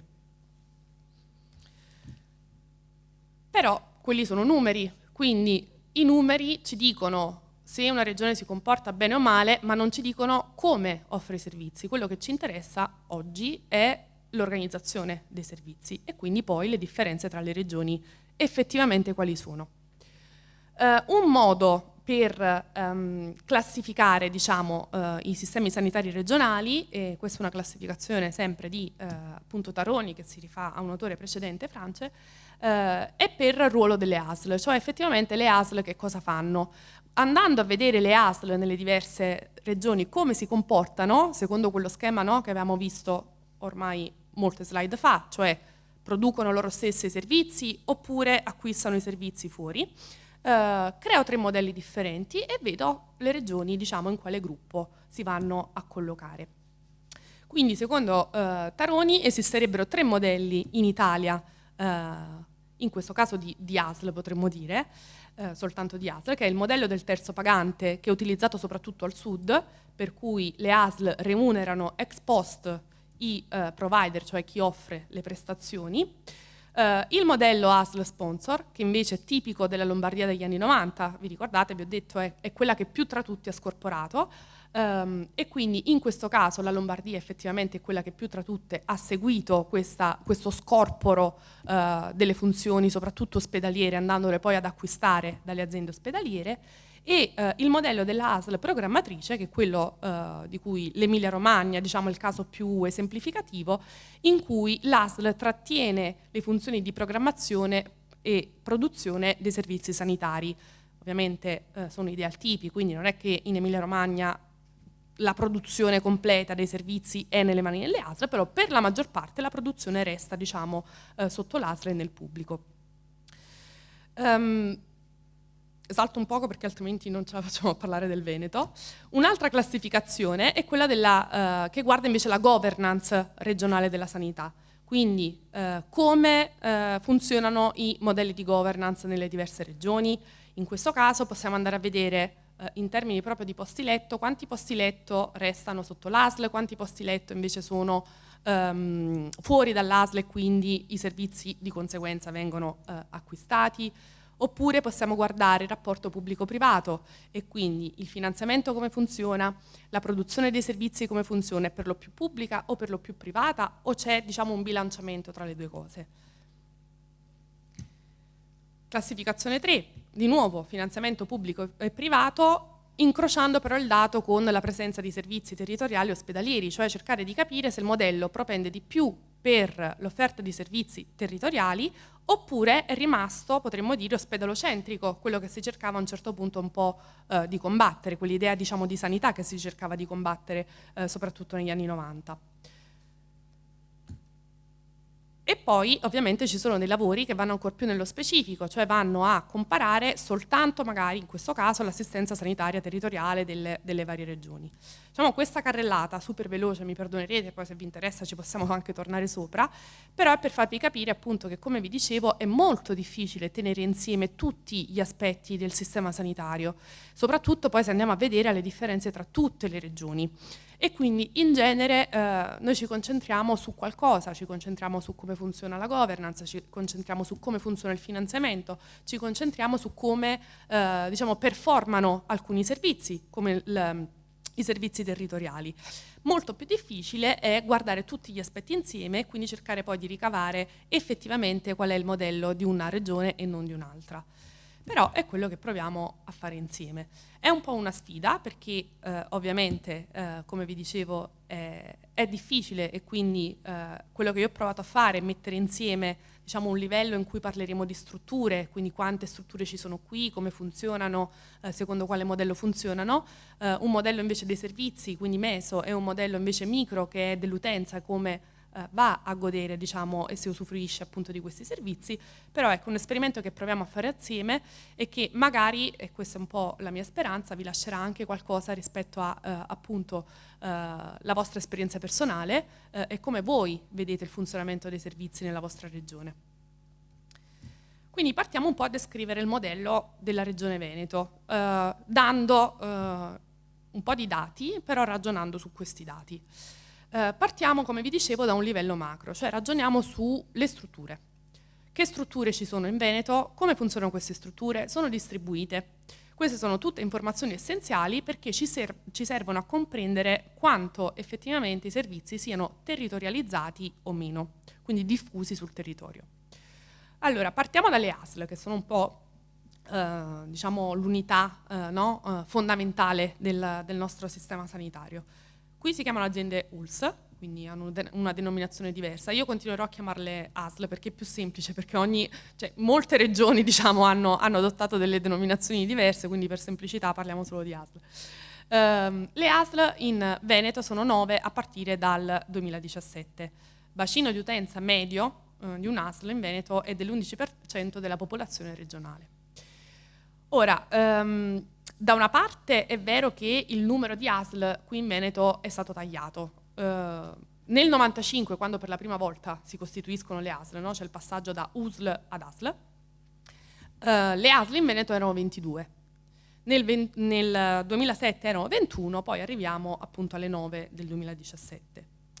Dall'altra parte però il fatto che siano diminuite il numero di ASL è bilanciato dalla creazione dei distretti sanitari e quindi anche dall'aumento dei distretti sanitari. È interessante già ragionare su che cosa significa che ci sono 9 ASL. Perché? Perché il Veneto fa parte di un gruppo di regioni in cui il numero di ASL è maggiore rispetto a quello delle province. Il suggerimento, diciamo, primo, iniziale, quando proprio sono state create le USL, quindi stiamo parlando ormai di tantissimi anni fa, era quello di far coincidere il territorio dell'USL con la provincia. Il Veneto non segue ovviamente questo suggerimento, come è evidente, però perché? Perché si creano delle ASL che hanno, diciamo, un criterio differente, che non è quello di coincidere con la provincia, ma di coincidere con dei territori che abbiano magari delle caratteristiche simili, caratteristiche in termini demografici, caratteristiche in termini socio-economici o semplicemente di morfologia del territorio, insomma che abbiano degli elementi in comune per cui diciamo, mi conviene gestire queste porzioni di territorio assieme. Quindi vedete qui elencate ovviamente le 9 ASL, sicuramente voi conoscerete, diciamo, le diverse zone, io purtroppo mi perdonerete, ma non essendo di qui e avendo esplorato ancora poco il Veneto, ma sottolineo ancora poco, non le conosco, però probabilmente anche dai nomi vi accorgerete che corrispondono appunto a delle zone della regione. Come vi dicevo, il fatto che esistano 9 ASL poi è anche ancor più, anzi, bilanciato dal fatto che esistono molti distretti sanitari, perché i distretti sanitari in Veneto sono 26, quindi c'è quasi un rapporto di 1 a 3, no? Se vogliamo cercare anche un criterio matematico.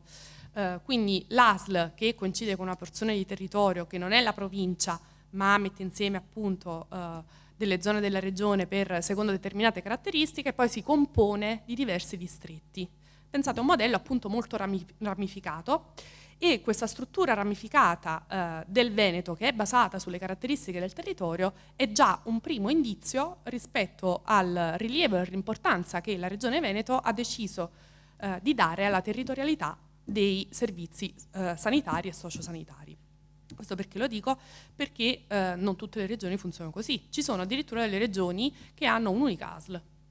In genere sono le regioni più piccole, quindi ad esempio il Molise, se non erro, ma ci sono anche regioni un po' più estese come la Sardegna, che ha deciso invece di dotarsi di un modello che è molto più accentrato.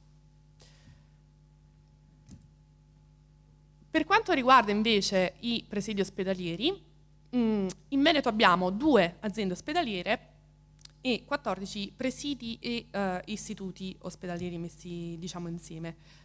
In questo grafico vedete come si collocano le regioni rispetto alla media nazionale, cioè fate finta che gli assi siano la media nazionale, quindi diciamo che il Veneto va molto verso il centro, quindi sembra essere quasi perfettamente in media nazionale. Vi dà anche un'idea di come le diverse regioni appunto si siano dotate di modelli differenti. Guardate la Sicilia, guardate la Lombardia, hanno un numero di strutture, aziende ospedaliere in particolare, che è molto più alto rispetto alla media nazionale. Quindi questo può essere un indizio, di nuovo, rispetto all'idea di ospedalizzazione invece del sistema che la Regione ha adottato.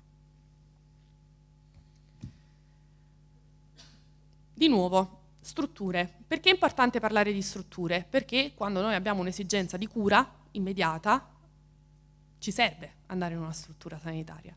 Quindi un altro fattore importantissimo non è semplicemente guardare il numero, perché se le strutture sono tante ma sono tutte concentrate nel capoluogo, mi sono inutili, no? Se io abito invece in un'area interna.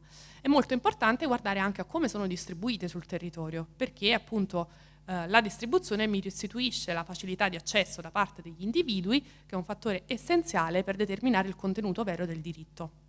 È una mappa che si riferisce in realtà al 2018, non mi aspetto che ci siano stati tantissimi cambiamenti in realtà rispetto al 2018, Però ecco, vedete ad esempio che il Lazio, Roma in particolare, è completamente nera, quindi questo significa che lì ci sono tantissime strutture. Quindi forse voi da lì non vedete benissimo il colore, però di nuovo in Veneto, questo ve lo posso assicurare, dovremmo fare uno zoom per scoprirlo, però in Veneto la distribuzione delle strutture sembra essere abbastanza bilanciata, cioè non si concentra semplicemente nel capoluogo ad esempio o solo diciamo nelle città più grandi. Vero è che ci sono più strutture in Veneto nelle aree urbane che nelle aree non urbane, però questo è anche abbastanza scontato e si riflette anche in molte altre regioni, se non in tutte le regioni. È ovvio che non può essere preso come criterio unico, cioè noi dobbiamo vedere dove sono le strutture, ma dobbiamo anche vedere dove sono offerti i servizi territoriali, come funziona l'assistenza domiciliare integrata, perché magari la presenza di più strutture nelle aree urbane è bilanciata, ed è quello che succede per esempio qui, da un buon tessuto di assistenza domiciliare integrata. Quindi in questo caso io riesco appunto a bilanciare le due cose e a tenere insieme esigenze di cura differenti. Chiudiamo con le strutture parlando di posti letto. Posti letto in Veneto sono 3,2 posti letto per 1000 abitanti nelle strutture pubbliche. Le linee guida ministeriali suggeriscono di dotarsi di 3,9 posti letto, ma in realtà la media nazionale attualmente, cioè nel 2022, ma possiamo dire attualmente, è di 3 posti letto. Considerate comunque che è vero che il Veneto non raggiunge il 3,9, ma è comunque leggermente al di sopra della media nazionale e ci sono delle regioni che performano davvero male su questo indicatore. Ad esempio la Basilicata 2,2, quindi di fatto ha un posto letto in meno ogni 1000 abitanti, la Campania, che è la mia regione, 2,3, un posto letto in meno ogni 1000 abitanti.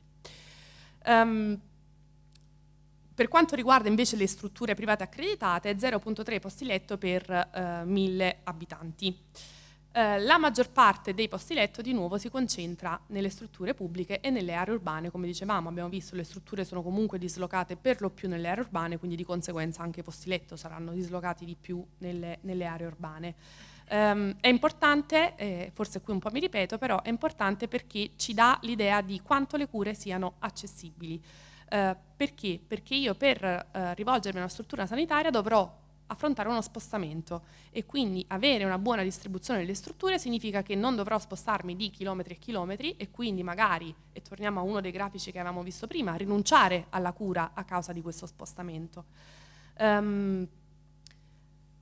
La scarsa, diciamo, dotazione, come dicevamo, dei posti letto nelle aree interne per quanto riguarda la Regione Veneto sembra essere un po' diciamo, sorprendente rispetto all'idea che magari ci eravamo fatti fino ad ora. Cioè abbiamo detto ci sono tante ASL, ci sono tanti distretti sanitari, ci sta suggerendo comunque una certa distribuzione bilanciata a livello territoriale delle strutture e poi però i posti letto sono tutti concentrati nelle aree urbane. Quindi suona un po', diciamo, contrastante. In realtà non è propriamente così, per questo carrellata di dati, però cerchiamo anche di riflettere sui dati. Non è propriamente così perché se ci pensate può essere conforme rispetto alla diciamo, idea di territorialità del servizio, cioè se noi immaginiamo l'ospedalizzazione, le cure ospedaliere e il ricovero quindi come l'extrema ratio, okay? Quindi io voglio creare un sistema che cerchi di intervenire prima di arrivare al punto in cui si renda necessario un ricovero, allora il fatto che i posti letto siano concentrati soltanto nelle aree urbane lo possiamo spiegare benissimo se poi questo è bilanciato da una presenza di servizi a livello territoriale e di assistenza domiciliare integrata che funziona molto bene.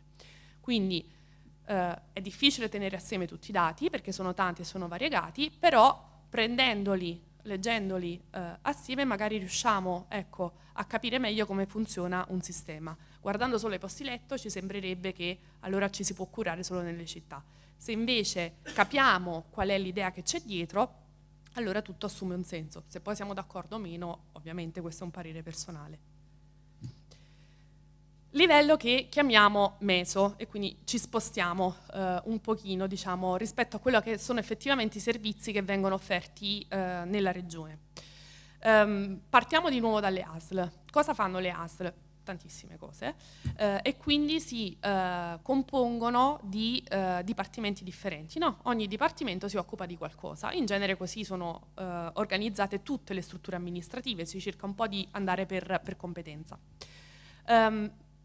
Diciamo, cosa sorprendente è che in Veneto non soltanto abbiamo più ASL rispetto al numero di province, quindi un modello in cui abbiamo tante ASL, ma ogni ASL è dotata di ogni, diciamo, dipartimento possibile, potremmo dire, questo possibile tra virgolette. Perché ogni ASL ha un CUP, ogni ASL ha un dipartimento di salute mentale, ogni ASL ha un dipartimento di prevenzione, eccetera.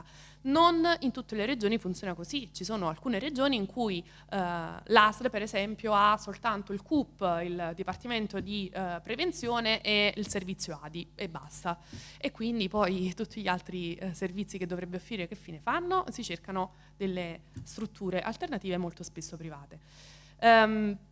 Rispetto invece alle strutture territoriali, cioè ambulatori e laboratori, strutture residenziali e semiresidenziali e altre strutture, si colloca, diciamo, nella media nazionale per quanto riguarda le strutture pubbliche e al di sopra della media invece per quanto riguarda le strutture private accreditate. Quindi è vero che in questa regione ci sono molti ambulatori e laboratori, strutture residenziali e semiresidenziali che sono di natura privata e sono del privato accreditato. Questi risultati però sono comunque in linea con le altre regioni del nord, quindi qua magari possiamo anche provare a leggere un trend delle regioni che non hanno particolari problemi che riguardano le risorse economiche nel improntare il sistema poi di cure residenziali e semiresidenziali nello specifico in un certo modo. Quindi i valori sono al di sopra della media nazionale in tutte le regioni del nord e quindi anche in Veneto. Però è anche vero che forse sono le regioni del sud che performano male su questo indicatore, quindi dobbiamo anche farci questa domanda. Quando ci sono queste spaccature così nette è difficile capire, non voglio dire dove è il giusto, perché l'organizzazione non ha a che fare col giusto e sbagliato, però se le regioni del sud, di cui io faccio parte, quindi non è un blaming e shaming, se performano male su questo indicatore e quindi lo trainano la media nazionale verso il basso, il fatto che il Veneto si collochi al di sopra, diciamo, ci dice poco e niente. Le strutture residenziali e semiresidenziali di cosa si occupano qua nella regione? Cioè a chi offrono assistenza? Offrono assistenza per lo più agli anziani, per il 70%, e per il 18,6% ai disabili psichici. Il che è un dato interessante perché è un dato molto al di sopra della media nazionale e molto al di sopra della gran parte appunto delle regioni italiane, mentre il dato che riguarda gli anziani diciamo coincide con la media nazionale ma non coincide con quello che fanno le altre regioni del nord. Di nuovo ci possiamo chiedere se a questo punto questa non sia una scelta, cioè una scelta di affrontare le esigenze di cura e di assistenza del disabile psichico o dell'anziano in un modo e non in un altro. Nel caso del disabile psichico evidentemente c'è stata una scelta di pensare la cura e l'assistenza all'interno di strutture che abbiano anche l'equipaggiamento e il personale necessari appunto ad affrontare una sfida del genere. Per quanto riguarda invece gli anziani, ora vedremo che si offre un tipo di assistenza molto spesso diversa che è quella appunto dell'assistenza domiciliare integrata.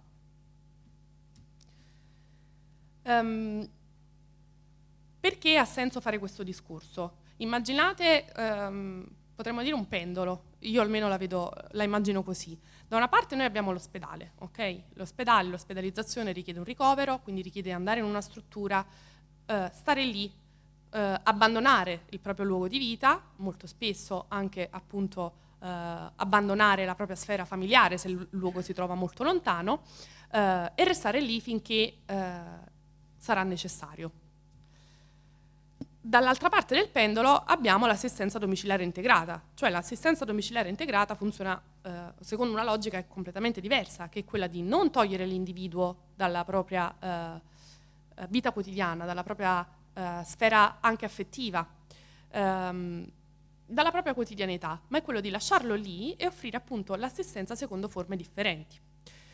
Quindi questo è un pendolo. Da una parte io devo rinunciare alla mia vita quotidiana per poter ricevere però delle cure che sono necessarie, specialistiche, dall'altra parte invece non rinuncio alla mia vita quotidiana, ovviamente non sono io a scegliere, però non rinuncio alla mia vita quotidiana, ai miei affetti, alla famiglia che mi sta intorno, alla mia casa, e ricevo assistenza. Sicuramente non sarà lo stesso tipo di assistenza di un ospedale, però ricevo assistenza appunto nella mia sfera di vita normale.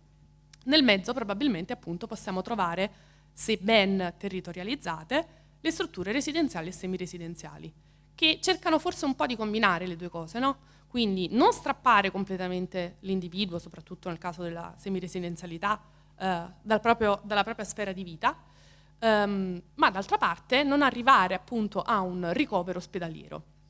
Per questo sono dati che, se li leggiamo assieme, cerchiamo di capire anche i diversi rischi di salute vengono affrontati, ci danno un'idea di come una regione ha immaginato, quantomeno se c'è stato un disegno dietro, l'assistenza, la cura e il diritto alla salute. Forse la criticità nella quale mi sono imbattuta, mi sento di dire, per quanto riguarda il sistema del Veneto, sta nel numero di medici. Cioè questo sembra essere, secondo me, il fattore su cui intervenire di più. È vero che è una materia su cui la Regione può e non può, però ecco, è un sistema che, se dobbiamo trovare un punto di sofferenza, è in sofferenza per mancanza di personale medico. Lo vediamo non soltanto all'interno delle strutture, lo vediamo anche per quanto riguarda i medici di medicina generale e i pediatri di libera scelta, quindi il medico generico. Questo perché? Innanzitutto il medico generico è una figura importantissima. È importantissima perché offre la prima assistenza. Cioè, se noi abbiamo un problema di salute o abbiamo un'esigenza, contattiamo prima il nostro medico personale. Non andiamo ovviamente direttamente in ospedale, a meno che non sia un'urgenza, o non andiamo in una struttura residenziale, o non chiediamo all'ASL un servizio appunto del tipo dell'ADI. Contattiamo prima il nostro medico. Quindi il medico generico ha una funzione, si dice, di gatekeeping, cioè di filtrare le esigenze di cura dei suoi assistiti. Questo fa sì che poi, se fatto bene ovviamente questa funzione, se svolta al meglio, fa sì che soltanto chi effettivamente ha bisogno di un tipo di cura come l'ospedalizzazione e il ricovero vada in ospedale, e chi effettivamente ha bisogno di un'assistenza domiciliare poi riceva quell'assistenza domiciliare. Questa è la funzione di gatekeeping, cioè fare un po', potremmo dire, da filtro, no? Rispetto a quelli che sono i vari servizi che possono essere offerti e le esigenze dell'assistito. Perché in sofferenza il sistema del Veneto? Ma ovviamente non è l'unica regione, perché ovviamente il problema del personale coinvolge veramente quasi tutte le regioni. Perché il numero di assistiti per medico generico, e stessa cosa per quanto riguarda i pediatri, è superiore rispetto a quello suggerito. Cioè ogni medico generico dovrebbe avere al massimo 1500 assistiti, che comunque sono tantissimi se ci pensate. In Veneto il quasi 65% dei medici generici supera questa soglia, cioè ha più di 1500 assistiti. In media 1433 assistiti adulti per medico generico, ma appunto di questa media pensate che il 65% però supera la soglia dei 1500. Stessa cosa per quanto riguarda i pediatri di libera scelta. Il massimo di assistiti, di bambini assistiti, dovrebbe essere 800 per i pediatri. L'86,9, quindi quasi l'87% dei pediatri in Veneto supera questa soglia, quindi ha più di 800 bambini a cui appunto dare assistenza e assistenza primaria. È importantissimo questo dato, ed è un dato su cui dovremmo riflettere tutti, e dovrebbe riflettere anche chi di competenza. Perché? Perché se il sistema medico generico e pediatra di libera scelta entra in sofferenza quella funzione lì, quella di gatekeeping, quella di filtro. Quindi questo ovviamente può avere delle ricadute non indifferenti sul funzionamento dell'intero sistema, perché chi ha diritto alle cure può rischiare di non accedervi, chi non ha diritto a una cura o non ha bisogno di una cura può invece accedervi per sbaglio, potremmo dire, semplicemente perché appunto la funzione di filtro viene a mancare. Se diciamo, nei piani più alti sicuramente rispetto a quelli che sono in questa sala, non me ne vogliate, riflettessero su questa cosa, fosse soltanto in termini di costi, probabilmente saremmo in una situazione differente, perché ovviamente la mancanza di questo compito di filtro si riflette anche in uno spreco molto spesso di risorse, quindi di assistenza sbagliata e anche spreco di risorse. E arriviamo appunto all'ADI, che abbiamo nominato più volte. Come funziona, se funziona bene il servizio di assistenza domiciliare integrata? In Veneto, insieme a Emilia Romagna, Toscana e Molise, è tra le regioni con il tasso di casi trattati più alto per 100.000 abitanti. Di questi casi, 77% anziani, 12,8% pazienti terminali.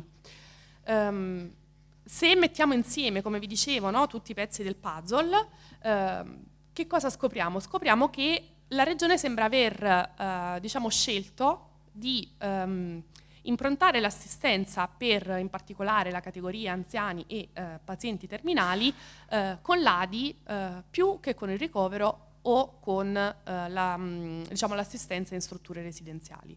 Quindi preservare per anziani e pazienti terminali il luogo di vita, la quotidianità e gli affetti e appunto evitare il ricorso magari al ricovero, che viene considerata più un'estrema ratio. Lo vediamo perché per esempio su 100.000 anziani 10.996 sono in assistenza domiciliare integrata e 3.857 in struttura residenziale e semiresidenziale. Pazienti terminali 435 contro 76. Quindi questa è un'idea di quanto appunto l'organizzazione dei servizi incide poi su lo stile di vita e il diritto alla salute delle persone. No, abbiamo tempo. Siamo quasi alla fine, non vi preoccupate.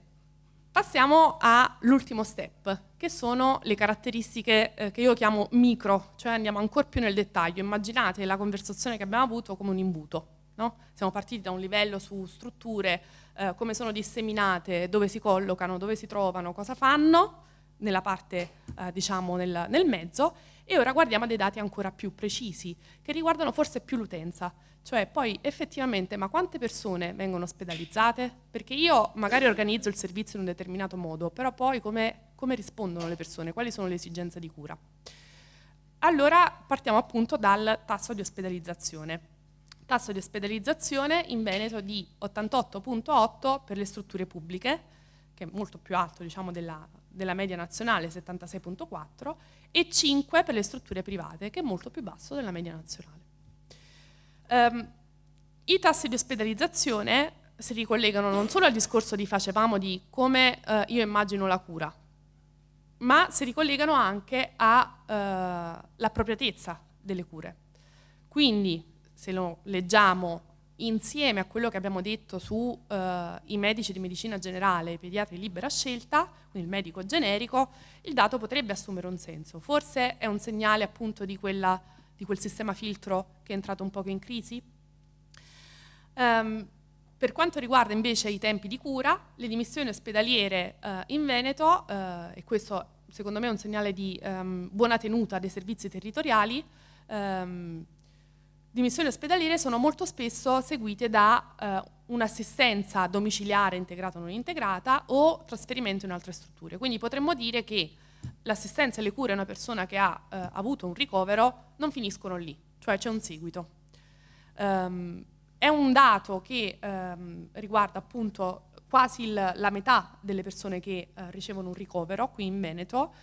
Di nuovo, ovviamente noi ci stiamo concentrando sul sistema del Veneto, ma se guardaste i dati delle altre regioni non siamo per niente vicino a questi stessi tassi. Quindi ci sono regioni in cui in seguito a un ricovero non accade quasi nulla e quindi bisogna salutare favorevolmente invece il fatto che in questa regione molto spesso ci sia un seguito appunto all'assistenza e alle cure. Questo è un tasto che spesso fa discutere, molto spesso fa discutere, che tiene banco soprattutto quando si parla di autonomia differenziata e di sanità regionale, eccetera.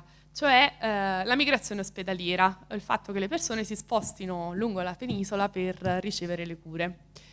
Ve l'ho messo anche un po' per vedere appunto la vostra reazione e magari attivare un dibattito qui o andando tutti quanti verso casa. Il Veneto non è una regione in cui ci si sposta tantissimo per ricevere le cure. Perché? Perché lo vedete, le regioni da cui ci si sposta tantissimo sono tendenzialmente le regioni del sud, ma non solo, in realtà.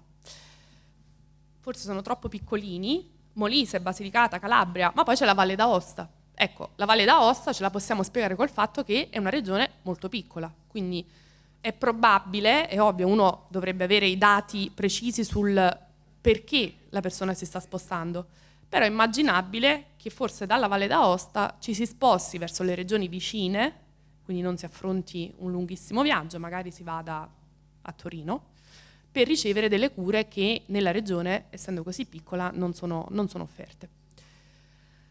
Poi c'è l'Abruzzo e poi c'è la Liguria.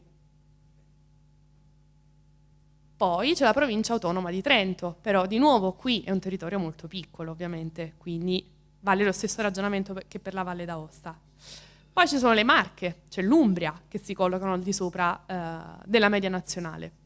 Quindi ecco, diciamo che da una parte forse quello che ci dobbiamo portare dietro è che l'argomento è più complesso di quanto si dica e che questa migrazione non riguarda soltanto regioni del sud, regioni del nord, cioè cittadini o residenti del sud che si spostano verso le regioni del nord, ma ci sono anche delle regioni del nord, appunto, tra le regioni che migrano di più. E forse ci dovremmo chiedere, ma non è proprio il senso di avere un sistema sanitario nazionale in cui ci sono dei diversi sistemi sanitari regionali? Per alcuni casi. Per altri, quando invece il problema è la mancanza di livelli essenziali di assistenza, come molto spesso è il caso delle regioni del sud, allora là bisogna sicuramente intervenire. Questo per dire appunto che il dibattito dovrebbe portare un po' di stimoli in più che non semplicemente la chiusura dei confini regionali sic et simpliciter. Un altro dato che sicuramente vi interesserà, anche perché ho avuto un suggerimento dalla scorsa lezione, mi dicevano che siete molto interessati alla spesa privata e al privato nella sanità. Noi l'abbiamo toccato molto en passant, anche perché non è il mio argomento, quindi non ho neanche voluto darvi magari delle informazioni non corrette. Però di nuovo cerchiamo di ragionare rispetto al dato. Dato che vedete qui è la spesa sanitaria privata regionale pro capite del 2022 in euro. Purtroppo non hanno pensato a mettere le regioni nell'ordine dalla spesa più alta alla spesa più bassa, ma l'hanno messa in ordine alfabetico, che non è un ordine assolutamente utile nel nostro caso per un confronto, però ecco il Veneto è qui in fondo a destra. 790 euro di spesa privata. La regione in cui si spende di più è la Lombardia, la regione in cui si spende di meno è la Basilicata. Sulla spesa privata ci sono molti ragionamenti da fare. Innanzitutto ho dimenticato di segnarvelo poi nell'ultima slide con i suggerimenti bibliografici, se qualcuno fosse interessato mi può contattare, esistono articoli che si occupano solo di questo, cioè di cercare di capire quali sono le motivazioni dietro la spesa privata. Perché quali sono le motivazioni? Mi viene in mente appunto un lavoro di Nuti e in quel caso è un articolo del 2015 o 2017, quindi prendete in considerazione quel periodo, potrebbe essere cambiato tutto.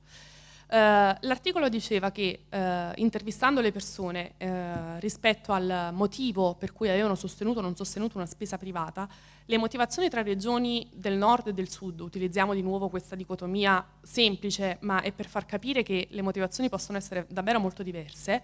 Nelle regioni del nord le persone spendevano privatamente per avere servizi di maggiore qualità o per avere più facilmente, più velocemente dei servizi che però nella regione ci sono. Nelle regioni del sud invece la motivazione è che quel servizio non c'è e quindi io ricorro a privato perché c'è una mancanza del pubblico. Sono due prospettive completamente differenti, che ci devono far ragionare tanto su eventualmente riformare il sistema sanitario e ragionare tanto anche in vista di quella che probabilmente si farà, non si sa, per autonomia differenziata. Cioè, la spesa delle regioni del nord è più alta rispetto al sud, privata.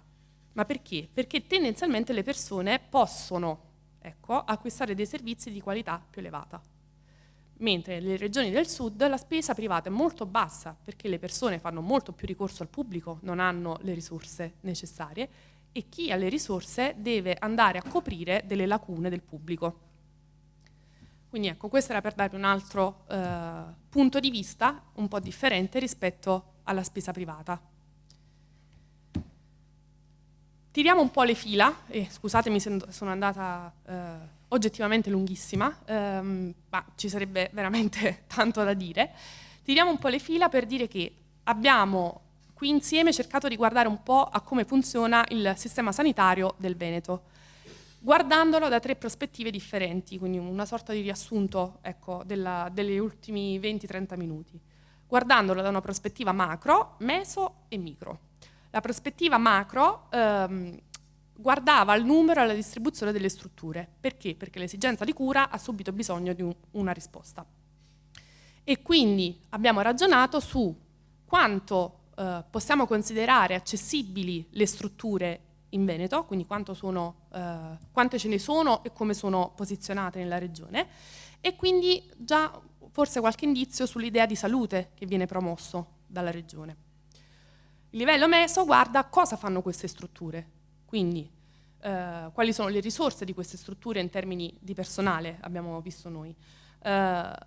Questo livello ci indica che ci sono delle visioni opposte di salute e persona, e quindi abbiamo guardato a cosa significa avere tanti ospedali e un tasso di ospedalizzazione alto rispetto a cosa significa avere una buona rete di assistenza domiciliare, o rispetto ancora a una buona rete di strutture residenziali e semiresidenziali. E poi abbiamo rilevato che invece per quanto riguarda le risorse, diciamo, in termini di personale medico e in particolare di assistenza primaria, il sistema veneto è in difficoltà perché appunto ci sono pochi medici di medicina generale e pediatri, e quindi questo presenta delle criticità per la funzione di gatekeeping. E infine abbiamo guardato un po' qualche dato sull'utilizzo poi di questi servizi, cioè quante persone effettivamente vengono ricoverate. Questo perché? Perché è importante non soltanto organizzare, ma anche capire se l'organizzazione sta funzionando, cioè qual è poi l'impatto dell'organizzazione sul diritto alla salute degli individui. Vi lascio, diciamo, con un'esperienza personalissima, in 2 parole. Come appunto vi ho detto durante la presentazione, io sono campana e ho vissuto a Napoli fino alla laurea, insomma, triennale, e poi mi sono spostata per la magistrale a Bologna. Spostandomi per la magistrale a Bologna ho cambiato medico e io postilla, ho un problema di bronchite cronica. Quindi in uno dei miei vari annuali episodi di bronchite cronica a Bologna, poi sono andata dal medico e innanzitutto ho avuto questa esperienza paradossale di un medico che non solo mi ha curata, ma mi ha detto ora farai degli esami per vedere se abbiamo risolto il problema, però lì può essere la sensibilità del medico, quindi non troppi ragionamenti da farci. E poi a Bologna scopro, ormai più di 10 anni fa, che era possibile prenotare questi esami che io dovevo fare in farmacia, che per me roba allucinante, o addirittura online, ancora più strano. Quindi questo per dire cosa? Io lì mi sono stupita tantissimo, e forse il motivo per cui mi sono appassionata, a questo tema delle differenze tra le regioni, che il modo in cui era organizzato il servizio in una città come Bologna, completamente diverso dalla mia città di origine, ha avuto un impatto sul mio diritto alla salute, cioè sul modo in cui ho avuto facilità nell'accedere a un servizio che comunque mi viene garantito anche a Napoli, ma forse in modo molto più difficoltoso. Quindi quando parliamo di organizzazione pensiamo sempre a questo: l'organizzazione della sanità, ma così come degli altri servizi del pubblico, che impatto ha poi sul mio diritto? E se io ho delle organizzazioni così diverse, sto parlando dello stesso diritto alla salute in Campania e in Emilia Romagna, o qui in Veneto o in Friuli Venezia Giulia? Vi lascio, diciamo, con questa domanda, magari per un po' di dibattito, non so se avremo tempo, e Qui giusto 2 titoli per chi volesse approfondire. Taroni ha scritto nel 2019, quindi purtroppo è pre-Covid, ma magari c'è stato un aggiornamento, io non lo so, un libro che si chiama Il volo del Calabrone, 40 anni di servizio sanitario nazionale. Tot, che è un altro studioso di organizzazioni e in particolare di sanità, ha scritto un libro del mulino piccolino ma diciamo molto divulgativo, quindi semplice da leggere, che appunto si chiama La sanità in Italia, nel 2014, ma di nuovo potrebbe esserci anche un'edizione più aggiornata. In generale, oltre al sito del Ministero della Salute, vi consiglio di guardare report e dati su i rapporti GIMBE, che si occupano nello specifico appunto di sanità, e i report annuali dell'Università di Tor Vergata, che ha un team che si occupa appunto degli indicatori della sanità, che è veramente molto valido e molto forte, e loro annualmente stilano appunto questi report che sono anche di facile lettura, cioè a seconda di quello che voi cercate ovviamente, c'è quello di 1000 pagine e quello di 40. Vi ringrazio e insomma spero di avervi lasciato qualche strumento in più.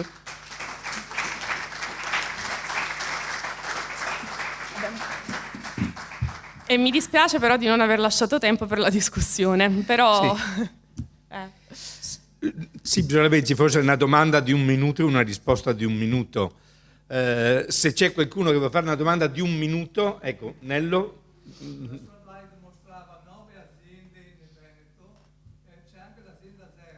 Sì. La quale serviva per uno studio, ho visto che con il suo aspetto positivo del bilancio ha pagato le perdite di tutte le altre norme. Non so se è vero.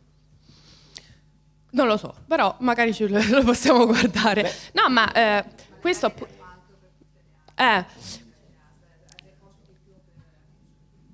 Ecco, a parte che qui abbiamo un'esperta molto più esperta di... Una domanda buona per il 21, che c'è il direttore generale esatto. del nostro... Sì, non credo che ci sia spazio per, ecco, perché non è una materia da sì, no, non lo so, ecco, una materia più di approfondimento. Bene, allora ringrazio la dottoressa Di Pomondi, sono contento perché abbiamo portato 2 giovani professori universitari che, no, ma io ecco, sembro giovane, ma non sono... sì, vabbè. Lo nascondo bene. Quindi la ringrazio perché insomma ci hanno portato, ecco, una ricchezza di dati. Ecco, la relazione di stasera ha bisogno di essere rielaborata perché una grande quantità di dati e di concetti che hanno ecco, bisogno appunto di più tempo. Io ringrazio voi, ringrazio il sindaco, l'assessore e anche il vice sindaco che ci hanno raggiunto. Spero che questi 2 appuntamenti siano stati utili per avere una idea, ecco, di che cosa noi siamo titolari come diritto alla salute, ma nello stesso tempo, ecco, che abbia modificato anche il nostro approccio e il nostro atteggiamento nei confronti di chi eroga il servizio, perché come si diceva all'inizio ognuno crede di aver diritto a tutto e subito. Ecco, abbiamo capito che il sistema è un po' più complesso da come noi lo immaginiamo e quindi, ecco, quando vogliamo un diritto, sappiamo, ecco, quali sono i confini in cui possiamo pretendere e quando invece dobbiamo fermarci perché, ecco, usciamo dal campo del nostro diritto. Cioè questo per essere comunque dei cittadini consapevoli, ecco, dei nostri diritti ma anche dei nostri doveri.